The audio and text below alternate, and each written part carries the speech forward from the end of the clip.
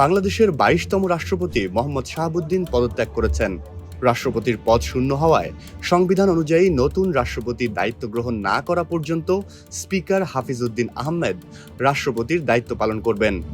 ২৪ জুলাই বিকেল ৪:৩০টার দিকে তিনি নিজেই বিষয়টি নিশ্চিত করেন। পদত্যাগের কারণ জানতে চাইলে তিনি বলেন তিনি বিভিন্ন জটিল রোগে আক্রান্ত, তবে এ বিষয়ে আপাতত এর বেশি কিছু বলার নেই বলেও জানান তিনি। ২০২৩ সালের ২৪ এপ্রিল বাংলাদেশের ২২তম রাষ্ট্রপতি হিসেবে শপথ নেন মোহাম্মদ শাহাবুদ্দিন। সে হিসেবে তার মেয়াদ ২০২৮ সালের এপ্রিলে শেষ হওয়ার কথা ছিল।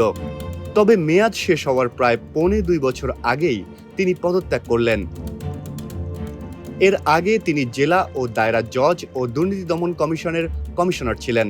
সে সঙ্গে তিনি প্রধানমন্ত্রীর কার্যালয়ের পরিচালকের দায়িত্ব পালন করেন। এছাড়া তিনি ইসলামী ব্যাংকের পরিচালনা পর্ষদের ভাইস চেয়ারম্যান এবং এনআরবি গ্লোবাল ব্যাংকের উপদেষ্টা হিসেবেও দায়িত্ব পালন করেন। তিনি একমাত্র ব্যক্তি যিনি ২০২৪ সালের জুলাই গণ অভ্যুত্থানের আগের শীর্ষ কোনো সাংবিধানিক পদে বহাল ছিলেন। তবে গণ অভ্যুত্থানের পর রাষ্ট্রপতি মোহাম্মদ শাহাবুদ্দিনের অপসারণ চেয়েছিল ছাত্রনেতারা।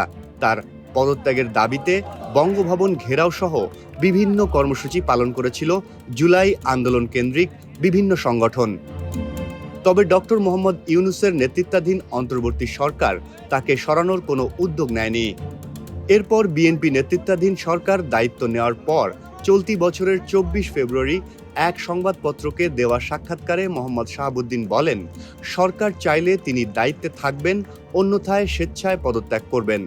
বিএনপির একাধিক সূত্র জানিয়েছিল, চলতি বছরের ৯ থেকে ১৮ মে চিকিৎসার জন্য লন্ডনে অবস্থানকালে রাষ্ট্রপতি মোহাম্মদ শাহাবুদ্দিন টেলিফোনে ক্ষমতাচ্যুত প্রধানমন্ত্রী শেখ হাসিনার সঙ্গে কথা বলেন। সূত্রগুলোর দাবি, ওই ফোনালাপের বিষয়টি জানার পর বিএনপির শীর্ষ নেতৃত্ব তার কাছে পদত্যাগের বার্তা পৌঁছে দেয়। পদত্যাগের কারণ হিসেবে স্বাস্থ্যগত বিষয় উল্লেখ করা হতে পারে বলেও তারা জানিয়েছিল।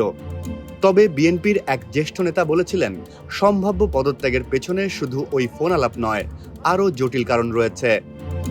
এরই মধ্যে আজ রাষ্ট্রপতি মোহাম্মদ শাহাবুদ্দিন জটিল রোগে আক্রান্তের কারণ দেখিয়ে আনুষ্ঠানিক পদত্যাগ করলেন। বিকেলে জাতীয় সংসদে জরুরি সংবাদ সম্মেলনে স্পিকার হাফিজ উদ্দিন আহমেদ তার পদত্যাগের কথা নিশ্চিত করেন।